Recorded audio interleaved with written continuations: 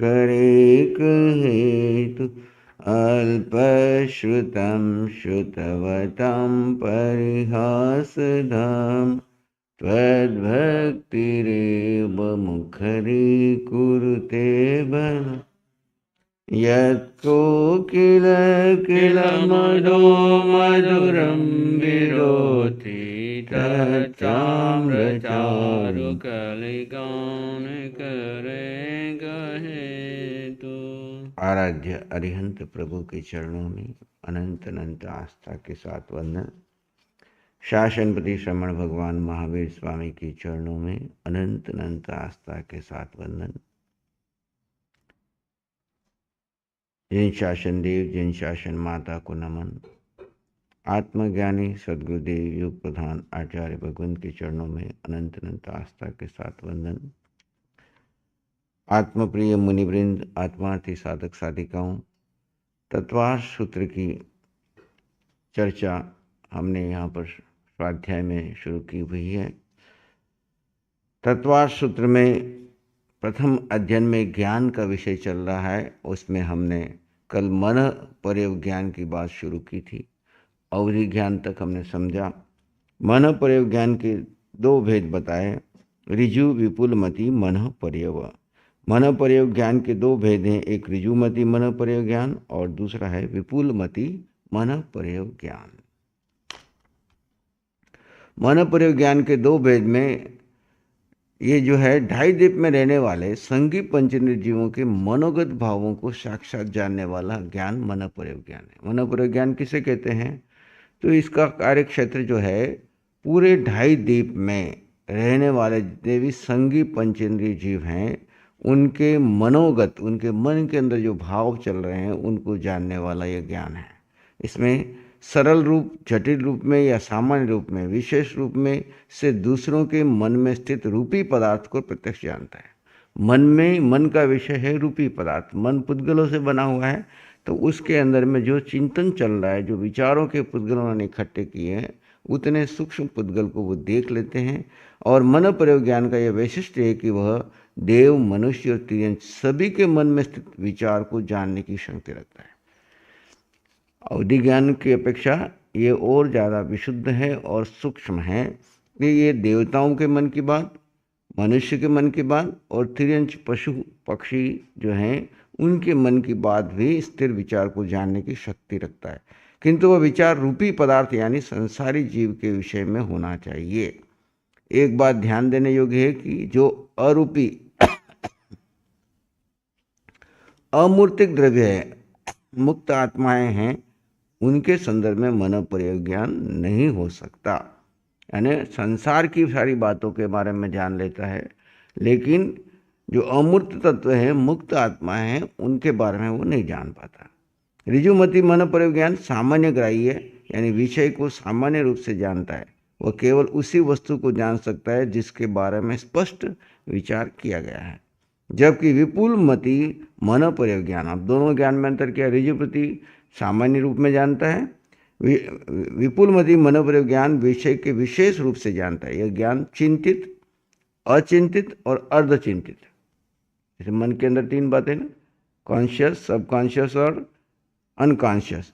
तो चिंतित ज्ञान में जो अभी चिंतित चल रही है, चिंतन चल रहा है उसका, अचिंतित अभी चिंतन नहीं है लेकिन स्टोर में पड़ा हुआ है, अर्धचिंतित सबकॉन्शियस माइंड में पड़ा हुआ है, उनको भी जान लेता है। यह ज्ञान ऋजुमति की अपेक्षा विशुद्धतर होता है, क्योंकि यह सूक्ष्मतर और अधिक विषय को स्पष्टतः जानने का सामर्थ्य रखता है। यह विपुलमति ज्ञान ऋजुमति ज्ञान की तरह उत्पन्न होने के बाद नष्ट नहीं होता है। ये एक बार उत्पन्न हो गया तो फिर नष्ट नहीं होता, अपितु यह केवल ज्ञान की प्राप्ति तक बना ही रहता है। ऋजुमति मन प्रयोग ज्ञान और विपुलमति ज्ञान में अंतर, इससे चिंतित पदार्थ को जाना जाता है, कौन से? ऋजुमति से। इसमें चिंतित, अचिंतित और अर्धचिंतित को भी जाना जाता है। इसमें आत्मा की कम विशुद्धता होती है, ऋजुमति में इसमें अधिक विशुद्धता होती है। इसमें संयम परिणामों में गिरावट हो सकती है, ऋजुमति में प्रतिपाती है, ये आने के बाद वापस जा सकता है, लेकिन विपुलमति जो है इसमें गिरावट नहीं हो सकती, ये अप्रतिपाती है, होने के बाद केवल ज्ञान होने तक वो साथ रहेगा, यानी जिनको केवल ज्ञान होने वाला है उन्हीं को ये होता है विपुलमति मन प्रयोग ज्ञान। अब ऋजुमति और विपुल ज्ञान अंतर में दिया नीचे 25वें सूत्र में, विशुद्ध प्रतिपाताभ्याम तद विशेष, विशुद्ध्य प्रतिपाताभ्याम तद विशेष। ऋजुमति और विपुलमति में विशुद्धि शुद्धता और अप्रतिपात एक बार होने के बाद फिर नष्ट न होना, इन दोनों की दृष्टि में अंतर है। विशुद्धि का तात्पर्य है मन प्रयोग ज्ञान ज्ञानावरण कर्म के क्षेत्रम से आत्मा की निर्मलता शुद्धता और प्रतिपात का अभिप्राय है। संयम परिणाम की वृद्धि होने से गिरावट का न होना, इस दृष्टि से विपुलमति मन प्रयोग ज्ञान ऋजुमति मन प्रयोग ज्ञान की अपेक्षा अधिक विशुद्ध होता है। विपुलमति ज्ञान की एक विशेषता और है, वह केवल ज्ञान उत्पन्न होने तक बराबर बना रहता है। ऋजुमति ज्ञान की तरह एक बार प्राप्त होने का पर विलुप्त नहीं होता। ऋजुमति ज्ञान में 2.5 दीप तक के संगी पचेंद्रिय जीवों के मनोगत भावों को जाना जा सकता है, जबकि विपुलमति मति ज्ञान से इसमें से 2.5 अंगुल ज़्यादा तक के मनुष्यों की भाव तरंगों को जाना जा सकता है। नोट, मन प्रयोग ज्ञान चाहे ऋजुमति हो या विपुलमति हो, यह अनुमान नहीं लगाया अपितु प्रत्यक्ष जानता है। ये अनुमान से नहीं, ये प्रत्यक्ष जानता है। इस ज्ञान का धारक निश्चित रूप से सम्यक्त्वी, मन प्रयोग ज्ञान किनको होता है? निश्चित रूप से सम्यक्त्वी और संयत रिद्धिधारी साधु होता है। सम्यक्त्वी और संयत रिद्धिधारी साधु को ही होता है। यह ज्ञान केवल कर्म भूमि के संख्य वर्ष की आयु वाले संगी गर्भज मनुष्य को ही होता है। अवधि ज्ञान और मन प्रयोग ज्ञान में क्या अंतर है आगे बताए। अब मन प्रयोग ज्ञान समझ में आ गया, ये एक संयमी साधु को होता है, और आने के बाद मन प्रयोग ज्ञान का विषय अति सूक्ष्म है, रूपी है लेकिन सूक्ष्म है।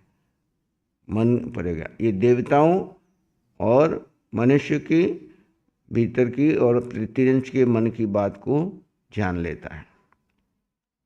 अब इन दोनों में अंतर क्या है? अवधि ज्ञान और मन प्रयोग ज्ञान में अंतर बता रहे हैं। विशुद्धि क्षेत्र स्वामी विषयभ्यो अवधि मन पर्यायो। विशुद्धि क्षेत्र स्वामी और विषय की दृष्टि से अवधि ज्ञान और मन प्रयोग ज्ञान में अंतर भेद है। विशुद्धि की अपेक्षा से, क्षेत्र की अपेक्षा से, स्वामी की अपेक्षा से और विषय सब्जेक्ट की विषय से, 4 कारणों में की दृष्टि से अवधि ज्ञान और मन प्रयोग ज्ञान में अंतर है। विशुद्ध की दृष्टि से, विशुद्धि की दृष्टि से अवधि ज्ञान मन प्रयोग ज्ञान से अधिक विशुद्ध है। जैसे आत्मा के ऊपर का जितना ज्ञानावर्णी कर्म का क्षेत्रम होगा, जिसका ज़्यादा क्षेत्रम होगा उसको मन प्रयोग ज्ञान होगा, उससे कम वाले को अवधि ज्ञान होगा।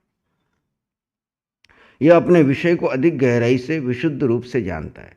मन प्रयोग ज्ञान जो है अपने विषय को गहराई से जानता है। क्षेत्र की दृष्टि से अवधि ज्ञान, क्षेत्र 3 लोक है।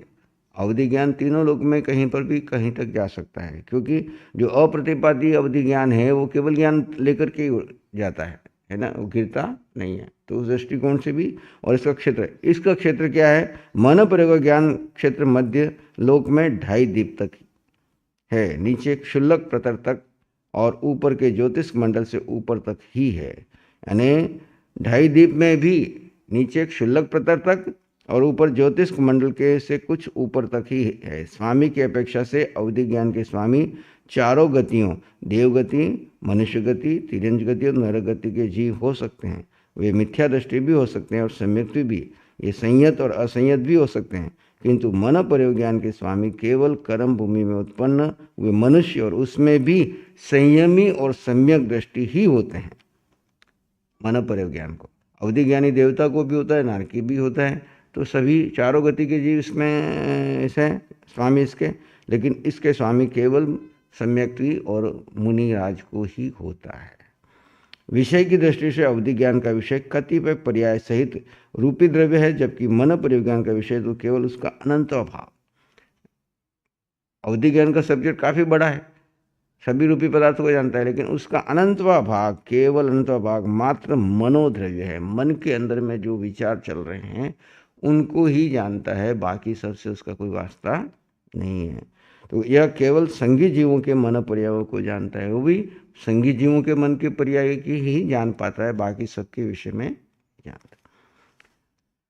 आगे और कोष्टक बना करके बता दिया। अवधि ज्ञान मन प्रयोग ज्ञान में भेद, अंतर, विशुद्धि की अपेक्षा से कम विशुद्ध अवधि ज्ञान, मन प्रयोग अधिक विशुद्ध। क्षेत्र उत्पत्ति के विषय से त्रस नाड़ी समस्त लोक, अवधि ज्ञान में त्रस नाड़ी में जितना भी लोक में जो जीव हैं चारों गति के जीवों को हो सकता है। मनुष्य लोक में 45 लाख योजन घन प्रतन रूप क्षेत्र, क्योंकि यही जीव सिद्ध जाता है।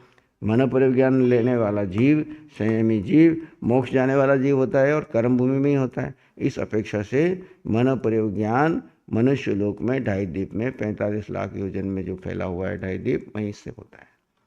स्वामी 4 गति के संगी पंचेंद्रिय पर्याप्त जीव और चारों गति के इसको मन परिज्ञान के स्वामी कर्म भूमि के गर्भज मनुष्य को एवं जो संयमी द्रव्यष्टि हो और वर्धमान चरित्र सहित हो उन्हीं को होता है। विषय परमाणु तक अवधि ज्ञान के विषय का अनंत भाव, ये परमाणु तक जाता है अवधि ज्ञान। विषय अवधि ज्ञान का विषय रूपी पदार्थ में परमाणु तक को जान लेता है। अवधि ज्ञान के विषय का अनंत भाग मन के विकल्प ज़्यादा सूक्ष्म होते हैं, परमाणु इससे सूक्ष्म होते हैं, इसलिए मन के विकल्पों को जान लेता है। अब पांचों ज्ञानों का क्या क्या विषय है, सब्जेक्ट बता रहे हैं। पांचों ज्ञान का क्या क्या विषय, किस किस को पकड़ते हैं, अलग अलग सूत्र दिया। अब यहाँ पे समझो शिष्य ने पूछा कि आपने ज्ञान के नाम तो बता दिए, ज्ञान के बारे में बता दिया, अब ज्ञान का कार्य क्या है, ज्ञान क्या करता है। तो यहाँ पे उत्तर दे रहे हैं, मति श्रुतियोर निबंधो द्रव्येश्व सर्व पर्यायेषु। मति श्रुतियोर निबंधो द्रव्येश्व सर्व पर्यायेषु। मति ज्ञान और श्रुति ज्ञान की प्रवृत्ति ग्राह्यता सर्व पर्याय रहित अर्थात परिमित पर्यायों से युक्त सब द्रव्यों में होता है। 2 ज्ञानों के बारे में पहले बस इस सूत्र में बताया। मति ज्ञान और शुद्ध ज्ञान ये दोनों ज्ञान द्रव्यों की कुछ पर्याय, द्रव्य जो है, द्रव्य कितने हैं, 6 द्रव्य। धर्म में कितने हैं, 6 द्रव्य। तत्वार्थ सूत्र ज्ञान के पीछे यही उद्देश्य है कि आपको जिन वाणी को संक्षेप में सारा जान लो, ताकि जब भी कभी इन परिभाषित शब्दों की बात आए तो बेसिक ज्ञान आपको हो, समझ में आए कि किस बात की करें। चाहे संत प्रवचन में कोई सब्जेक्ट ले रहे हैं, स्वाध्याय में ले रहे हैं, या अरिहंत वाणी में कोई विषय आ रहे हैं, तो आपको मालूम पड़े कि बात कहाँ से आई है, क्यों आई है, कहाँ है। द्रव्य 6 हैं जिससे संसार बना है। संसार में द्रव्य कितने हैं, 6 हैं। धर्मास्तिकाय, अधर्मास्तिकाय, आकाश, काल, पुद्गल और जीव। आगे वर्णन आएगा विस्तार से इसका। द्रव्यों के कुछ पर्यायों को जानते हैं, समस्त पर्यायों को नहीं। यानी द्रव्य के 2 बातें हैं, पर्याय और मूल द्रव्य। उत्पाद व्यय ध्रुव युक्तम सत्य, आगे आएगा यह सूत्र। तो सत्य को जानने के लिए द्रव्य को जानना होता है। तो मति ज्ञान और शुद्ध ज्ञान जो है वो केवल द्रव्य की कुछ पर्याय को जानते हैं, पूर्ण द्रव्य को जानने का उनका विषय नहीं है। वो पूर्ण द्रव्य को नहीं जान पाते, सभी पर्यायों को भी नहीं जान पाते, कुछ पर्यायों को जान पाते। द्रव्य 6 हैं, मति और शुद्ध ये दोनों ज्ञान द्रव्यों की कुछ पर्यायों को जानते हैं, समस्त पर्यायों को नहीं। द्रव्य 6 हैं, जीव, पुद्गल, धर्म, अधर्म, आकाश और काल। इन द्रव्यों में से एक एक द्रव्य की अनंत पर्याय होती है। पहले क्या लिया यहाँ पे, जीव। अपन कौन है, जीव। अब जीव के साथ क्या जुड़ा हुआ है, शरीर, है ना। जीव के साथ जो हमको आंखों से दिख रहा है तो पुद्गल, जीव स्वयं है और पुद्गल उसके साथ जुड़ा हुआ है। और जीव और पुद्गल दोनों मिलकर के जब यात्रा करना चाहते हैं, गति करना चाहते हैं, तो सहयोग चाहिए। तो गति करने में सहयोगी कौन है, धर्मास्तिका है। अगर गति करते करते कहीं ठहरने की अवस्था आ रही है तो ठहरने के लिए द्रव्य कौन सा है सहयोगी, तो अधर्मास्तिका है। अब ठहरने के लिए कोई स्थान चाहिए, ठहरने का मन किया तो अधर्मास्तिका, और ठहरने के लिए स्थान चाहिए तो स्थान कौन देगा, तो आकाशास्तिका है। ऐसा क्रम दिया है, आकाशास्तिका है। और फिर कितने काल तक वहाँ पे ठहरना है तो उसकी गणना कौन करेगा, तो वो काल। जीव हम खुद हैं, पुद्गल हमारे साथ जुड़ा होने से पुद्गल का सहयोग ले रहे हैं, पुद्गल का साधन रूप में हम उपयोग कर रहे हैं। क्योंकि ये जो हमारे को औदारिक शरीर मिला है किसका बना हुआ है, पुद्गल का बना हुआ है। इस शरीर का साधन रूप में उपयोग करना है कर्म क्षय करने के लिए, तो फिर हमको गति करनी पड़ती है 4 गति में। है ना। चार गति में गति करने के लिए सहायक साधन कौन सा है? तो धर्मास्तिका है। गति करते करते जहाँ जीव को ठहरना होता है वहाँ ठहरने के लिए सहायक साधक कौन है? अधर्मास्तिका है। अधर्मास्तिका धर्मास्तिका दोनों ठहरने के लिए कोई स्पेस चाहिए, तो स्पेस के लिए फिर है आकाश अस्तिका है। अब कितने काल तक किस क्षेत्र में ठहरेगा तो उसको मूल्यांकन कौन करे? तो वो काल। जैसे आप यहाँ पे हो, आपको यहाँ पे कितना समय रहना है, तो कौन स्थायी कर रहा है? वो काल कर। तो इन द्रव्यों में से एक एक द्रव्य की अनंत पर्याय होती है। 6 द्रव्यों में एक एक द्रव्य की अनंत पर्याय होती हैं। उनमें से कुछ पर्यायों को ही मति और श्रुति ज्ञान जानते हैं। धर्म और अधर्म आदि द्रव्य तो अमूर्तिक हैं। धर्म और अधर्म आंखों से दिखते नहीं, जैसे आत्मा अमूर्त है वैसे ये भी अमूर्तिक हैं। वे मति ज्ञान का विषय नहीं हो सकते। मति ज्ञान इंद्रियों की तरह मन से भी हो सकता है, और मन स्वयं अनुभव करके या शास्त्र सुनकर, मन स्वयं अनुभव करके या शास्त्र सुनकर अमूर्तिक द्रव्यों का चिंतन करता है। अभी हम जो कर रहे हैं किसके आधार पर कर रहे हैं? शास्त्रों से सुन करके या मन से, खुद मन अनुभव करके चिंतन करता है अमूर्तिक पदार्थों का। इसलिए मनोजन्य मति ज्ञान की अपेक्षा से यह कहा जा सकता है कि मूर्ति ज्ञान अमूर्तिक द्रव्यों में भी प्रवृत्ति ग्राह्यता कर सकता है। अब ये मति और श्रुत का बारे में बता दिया। 28वें सूत्र में बताया कि चलो मति और श्रुत ज्ञान का आप बता रहे, अब अवधि ज्ञान का क्या विषय है? अवधि ज्ञान किसको जानता है? तो 28वां सूत्र दिया, रूपीश्व वधे, रूपीश्व अवधे, रूपी धन रूपीश्व अवधे, वह हमें अ मिल गया, अवधि। अवधि ज्ञान रूपी पदार्थों को जानता है। अवधि ज्ञान का विषय क्या है? रूपी पदार्थ। रूपी क्या मतलब? जिसका रूप है, वर्ण है, गंध है, रस है, स्पर्श है, इसको रूपी कहते हैं। अवधि ज्ञान की प्रवृत्ति सर्व पर्याय रहित केवल रूपी मूर्त द्रव्यों में होती है। पुद्गल द्रव्य रूपी हैं। पुद्गल द्रव्य क्या है? देखो, धर्म, अधर्म, आकाश और जीव, ये चारों क्या है? अरूपी है। चारों ही अरूपी है। इसको हम आंखों से देख नहीं सकते जैसे, लेकिन पुद्गल को हम आंखों से देख रहे हैं, आंखों से देख सकते हैं। तो ये पुद्गल द्रव्य रूपी है। अतः अवधि ज्ञान पुद्गल द्रव्य की कुछ पर्यायों को, समस्त पर्यायों को नहीं जान पा रहा, क्योंकि एक एक द्रव्य के अनंत अनंत पर्याय हैं, तो कुछ पर्यायों को जानता है। पुद्गल द्रव्य से संबंध जीव द्रव्य की भी कुछ पर्यायों को अवधि ज्ञान जानता है। पुद्गल द्रव्य से जुड़ी हुई, संबंध है ना, पुद्गल द्रव्य से जुड़ी हुई जीव द्रव्य की भी कुछ पर्यायों को अवधि ज्ञान जानता है, क्योंकि संसारी जीव कर्मों से बंधे होने के कारण रूपी हैं। संसारी जीवों के साथ कार्बन शरीर लगा होना है। कार्बन शरीर लगे होने के कारण वो संसारी जीवों के बारे में भी अवधि ज्ञान जान लेता है। इसलिए अवधि ज्ञानी हमारे भूत भविष्य के बारे में, क्या हुआ क्या होने वाला। अब देवताओं के पीछे आज इंसान क्यों पड़ रहा है? क्योंकि देवताओं के पास जन्म से ही कौन सा ज्ञान है? अवधि ज्ञान है। उस अवधि ज्ञान के द्वारा वे आपके बारे में, आपके कार्बन शरीर के आधार पर देख लेते हैं, है ना, क्या होने वाला है, क्या हो रहा है, क्या होगा, कब इसका समय पकड़ा है, क्या नहीं पकड़ा है। तो वो खाली बता सकते, कर कुछ नहीं सकते, है ना, बता सकते हैं। इसलिए कई लोग देवी देवताओं के पीछे पड़ करके अपने, जैसे ज्योतिषी को पीछे लोग पढ़ते हैं, क्यों पढ़ते हैं? सिर्फ अपने भविष्य के बारे में। क्या वो पहले भूत आपको बताता है ज्योतिषी, तुम्हारे साथ ये हुआ ताकि तुमको विश्वास हो जाए। फिर कुछ बातें तुम्हारे भविष्य में होने वाली, जो तुम्हारी कुंडली में ग्रह नक्षत्र के अनुसार दिख रही है, उसको मैथमेटिक्स के हिसाब से वो बताने की कोशिश करता है। ऐसे ही देवताओं को अवधि ज्ञान में रूपी द्रव्यों के बारे में जो उनको दिखता है प्रत्यक्ष, वो उनको आपको बताने की कोशिश करते हैं। वह अपने योग्य सूक्ष्म अथवा सूक्ष्म रूपी द्रव्य, उसके अवधि ज्ञान नहीं जानता। वह अपने योग्य सूक्ष्मता स्थूल पुद्गल द्रव्य की त्रिकालवर्ती कुछ पर्यायों को ही जानता है। अब अगला 3 ज्ञान हो गए, मति ज्ञान, श्रुत ज्ञान, अवधि ज्ञान। तो अब शिष्य पूछते हैं फिर मनपर्य ज्ञान के बारे में क्या है? तो अगला सूत्र दे दिया 29वां, तदनंत भागे मन पर्यायस्य। मनपर्य ज्ञान की प्रवृत्ति उस सर्व पर्याय रहित रूपी द्रव्य के अनंतवें भाग में होती है।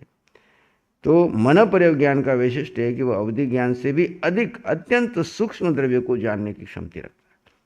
अवधि ज्ञान तो मोटा मोटा जान लिया, ये बारीकी से सूक्ष्म को भी जानने की शक्ति रखता है। अवधि ज्ञान के द्वारा सब प्रकार के पुद्गल द्रव्य ग्रहण किए जा सकते हैं, पर मनपर्य ज्ञान के द्वारा केवल मन रूप विनिर्मित पुद्गल, और वे भी मनुष्योत्तर क्षेत्र तक।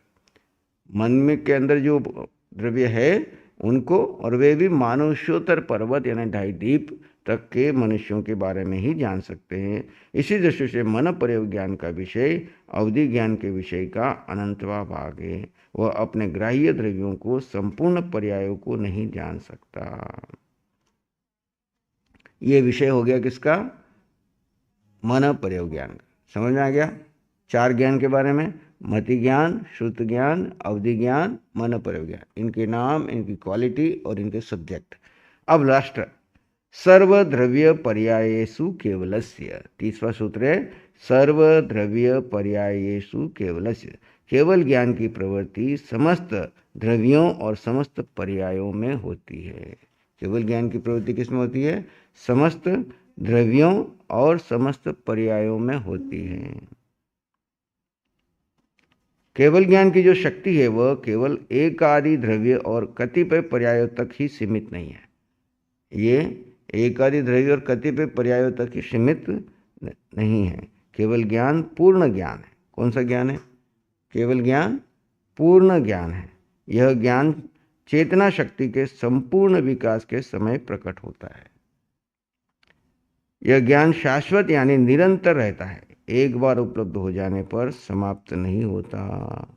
यानी केवल ज्ञान की जो शक्ति है वह एकाध द्रव्य तक भी नहीं है। जैसे बाकी की लिमिटेशन है, द्रव्य की कुछ पर्यायों को जानता है, संपूर्ण द्रव्यों को नहीं जानता, लेकिन केवल ज्ञान का ऐसा विषय नहीं है। वो कतिपय पर्यायों तक ही सीमित नहीं है, तो सब द्रव्य और सब पर्याय, केवल ज्ञान का सब जितने भी द्रव्य हैं और जितने भी पर्याय हैं उन सब के बारे में यह जानता है।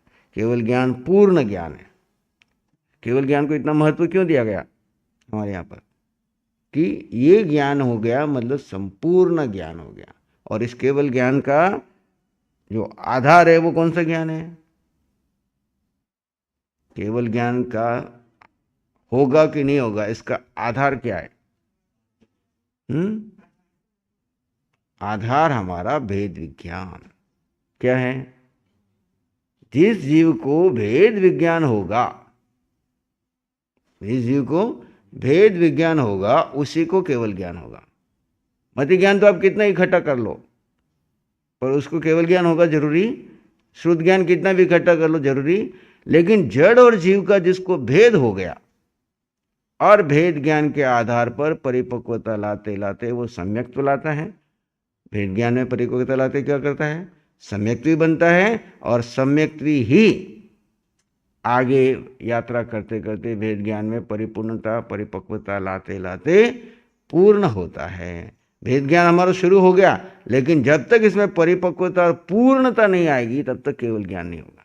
फिर केवल ज्ञानी की पूर्णता हो जाती है, यानी उनके लिए भेद ज्ञान सहज चलता है, उनको करना नहीं पड़ता।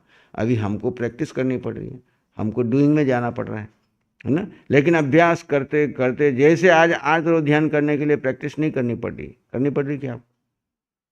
सहज होता है, 24 घंटे चल रहा है। ऐसे प्रैक्टिस करते करते ऐसी स्थिति आ जाए भेद ज्ञान के अभ्यास की, भेद ज्ञान के अभ्यास की ऐसी प्रैक्टिस हो जाए कि सहज भेद ज्ञान चलने लग जाए। सहज भेद ज्ञान का अभ्यास बढ़ते बढ़ते जब परिपूर्ण हो जाएगा तो फिर केवल ज्ञान प्रकट हो जाएगा। केवल ज्ञान प्रकटने में बाधक क्या है? सिर्फ भेद ज्ञान के अभ्यास की कमी। पहले तो भेद ज्ञान का ज्ञान ही नहीं होना, दोनों को एक मानना मिथ्या ज्ञान, दोनों को भेद होना शुरू हुआ कि वहां पे सम्यक के संस्कार शुरू हुए। दो संस्कार है, अनादिकाल के मिथ्या के संस्कार है कि दोनों को एक मान करके भागे जा रहे, दौड़े जा रहे, जिए जा रहे, देह के लिए ही जुड़े। मति ज्ञान श्रुत ज्ञान से हम क्या कर रहे हैं? जिसको भेद ज्ञान नहीं है वो मति ज्ञान श्रुत ज्ञान का उपयोग किसके लिए कर रहा है? देह के लिए कर रहा है, देह से जुड़े साधनों को इकट्ठा करने के लिए रहा है। और उसकी धारणा ये है कि परिग्रह में सुख है। और सारी दुनिया परिग्रह कमाने के लिए क्यों इकट्ठा लौटी? आपको ऐसा लगता है कि परिग्रह में सुख है, और जितना ज़्यादा पुण्य होगा उतना ज़्यादा परिग्रह मिलेगा, और जितना ज़्यादा परिग्रह आता है उतनी ज़्यादा आपको लगता है कि हमको सुख मिलेगा। लेकिन सुख तो नहीं पर अशांति मिलती है। क्या मिलती है? देख लो, जिसके घर में भी परिग्रह बढ़ रहा है और साथ में धर्म नहीं है, परिग्रह बढ़ रहा है पर साथ में धर्म नहीं है, क्या वहाँ सुख शांति बढ़ रही है? भौतिक सुख सुविधा मिल रही है, भौतिक सुख सुविधाओं की कोई कमी नहीं। भले एक के हाथ के नीचे 100 200 नौकर काम कर रहे हैं, हजार आदमी काम कर रहे हैं, लाख आदमी भी काम कर रहे हैं, फैक्ट्रियाँ चल रही, सब कुछ चल रही है, धन के अंबार लगे हुए हैं, व्यक्तित्व की कोई कमी नहीं है, हाईएस्ट पद तक पहुंच रहे हैं। लेकिन अगर वहाँ पर धर्म नहीं है, भेद विज्ञान नहीं है, सत्य धर्म नहीं है, तो वहाँ वो परिग्रह उनको शांति की जगह अशांति दे रहा है, सुख की जगह दुख बढ़ा रहा है, कार्बन शरीर को हल्का करने की बजाय कार्बन शरीर बढ़ा रहा है। इस अपेक्षा से पुण्य साधना में बाधक है, पुण्य इस अपेक्षा से, क्योंकि जितना परिग्रह बढ़ेगा वहाँ पे अशांति बढ़ेगी, क्लेश बढ़ेगा, दुख बढ़ेगा, चिंतन बढ़ेगी, चिंताएं बढ़ेगी। दूसरी तरफ इसलिए बेसिक जो भी साधना में आता है या साधना में ऊंचा उठता है, ऊपर उठता है, उसका परिग्रह घटता है कि बढ़ता है? बताओ। भले मिल रहा है तब भी वो क्या करता है? त्यागता है। उदय कर्म से भले उसको चक्रवर्ती पद तक मिल जाता है, साधु के पीछे कितने लोग ऑफर करके आ रहे हैं, ये ले लो, ये ले लो, ये कर दें, हम ये आप कर दें, लेकिन जो आत्मार्थी वो क्या करता है? मुझे कुछ नहीं चाहिए, मेरा कुछ है नहीं, मुझे कुछ चाहिए नहीं, त्याग त्याग त्याग त्याग, बस। जहां चाहिए चाहिए चाहिए वहां पर धर्म नहीं टिकता, क्योंकि वो मन के स्तर पे चला गया, इच्छाओं के स्तर पे चला गया, सत्य से विपरीत दिशा में यात्रा शुरू कर। इसलिए कोई संयम ग्रहण करता है, सबसे पहले किसका त्याग कराते हैं? संयम ग्रहण करने वाले को पहले किसका त्याग कराते हैं? चाहे वो राजा का बेटा हो, चाहे भिखारी का बेटा हो, पहले उसको सब संबंधों और सर्व परिग्रह का त्याग कराते। सर्व संबंधों और सर्व परिग्रह का, यानी तू बोले कितने तेरे रिश्तेदार हो, कितने तेरे संसार हो, उन सब का त्याग करना होगा, उनमें से किसी को साथ ला नहीं सकता, और सब प्रकार के परिग्रह का त्याग करना, तब जाकर के वो आगे बढ़ जाता है। तो विषय चल रहा था हमारा केवल ज्ञान। केवल ज्ञान पूर्ण ज्ञान है, और इसका जो आधार है, नींव है, वो भेद विज्ञान है। यह ज्ञान चेतना शक्ति के संपूर्ण विकास के समय प्रकट होता है। यह ज्ञान शाश्वत यानी निरंतर रहता है, यह आने के बाद फिर जाता नहीं, एक बार उपलब्ध हो जाने पर समाप्त नहीं होता, बना रहता है। यानी यह ज्ञान अप्रतिपाती है, कोई भी वस्तु या भाव ऐसा नहीं जो इसके द्वारा प्रत्यक्ष न जाना सके। कोई वस्तु या कोई भाव, किसी के स्वभाव भाव में अंदर विभाव जो भी चल रहा है, सबको वो जान लेता है प्रत्यक्ष। किसी इंद्रिय, मन और बुद्धि की आवश्यकता नहीं, उस ज्ञान में इतनी क्षमता है, सब डायरेक्ट जानता है। सर्वद्रव्यों की और सर्वद्रव्यों के त्रिकालवर्ती, भूत भविष्य और वर्तमान, तीनों कालवर्ती अनंत अनंत पर्यायों को एक साथ एक समय में केवल ज्ञान प्रत्यक्ष जानने की शक्ति रहता है। यह एक ही प्रकार का होता है, इसके कोई भेद प्रभेद नहीं है। बाकी ज्ञानों के भेद प्रभेद हैं, पर इसका कोई भेद प्रभेद नहीं है। अब अगला प्रश्न शिष्य ने पूछा, केवल ज्ञान हो गया, केवल ज्ञान का विषय क्या ये मालूम पड़ गया, केवल ज्ञान को कैसे प्राप्त करना, उसकी विधि अपने को अरिहंत वाणी से आत्मध्यान में मिल रही है कि भेद विज्ञान करो, भेद विज्ञान के बाद परिपक्वता पाने के लिए अभ्यास करो। कितने दिन, कितने समय, कब तक? उमेश भाई, भेद ज्ञान का अभ्यास कितने दिन, कितने समय, कब तक? 24 घंटे। जब तक केवल ज्ञान नहीं हो, जब तक मोह कर्म न टूटे, तब तक कोई इंटरवेल नहीं, कोई आगार नहीं, कोई छूट नहीं कि भाई आधा घंटा 1 घंटा छोड़ दो। जैसे महाव्रती को कोई छूटे क्या कि रात को छूटे, कि दिन को छूटे, कि जंगल में छूटे? ऐसे जैसे महाव्रती को कोई आगार नहीं है, इसलिए अणगार कहा। अणगार क्यों कहा? अणगार का यहाँ मतलब केवल घर से संबंध नहीं है, अणगार का मतलब कोई छूट नहीं, केवल एकमात्र काम आत्मार्थू, बीजो नहीं कोई। आत्मार्थी का एक ही कार्य, आत्मा के सिवाय दूसरा कोई कार्य नहीं। ऐसे केवल ज्ञान जिसको प्राप्त करना है, जिसके सामने ये लक्ष्य है, जिसके सामने ये टारगेट है, जिसका टारगेट ही नहीं है उसके विषय खत्म। एकाग्रता पूर्वक एक ही जगह पे ध्यान कि बस मेरे को जड़ और जीव का भेद करना है और कुछ ज्ञान नहीं चाहिए और कोई काम नहीं है मेरे को। संसार में कहीं कुछ हो, घर में हो, परिवार में हो, आजू में हो, बाजू में हो, परिवार में हो, कहीं भी कुछ हो, मेरे को क्या करना है, एकमात्र और जड़ जीव का भेद करना। क्या करना, जो भी आपके सामने आ रहा है उसमें जड़ और जीव का भेद करो और जीव को तो महत्व दो, जीव को ध्यान दो, जड़ को गौण करो। केवली क्या करते हैं, केवली के सामने जड़ जीव का भेद झलकता है पर वे जड़ को तो महत्व देते ही नहीं। महत्व किसको देते हैं? और हमारे सामने जितने भी जड़ और जीव दोनों आ रहे हैं, हम इसको महत्व किसको देते हैं? कोई कहाँ से आया है, कौन है, किस क्रम का है, किस घर का है, इसका क्या रिश्ता है, इन सबको हम ध्यान देते हैं। तो इन सब से पार निकल करके हम केवल ज्ञान की ओर आगे बढ़ें। बाकी की चर्चा यथा समय करेंगे। 5 ज्ञान का विषय हुआ है और आत्मा में, एक आत्मा में कितने ज्ञान हो सकते हैं, क्या हो सकते हैं, आगे की चर्चा यथा समय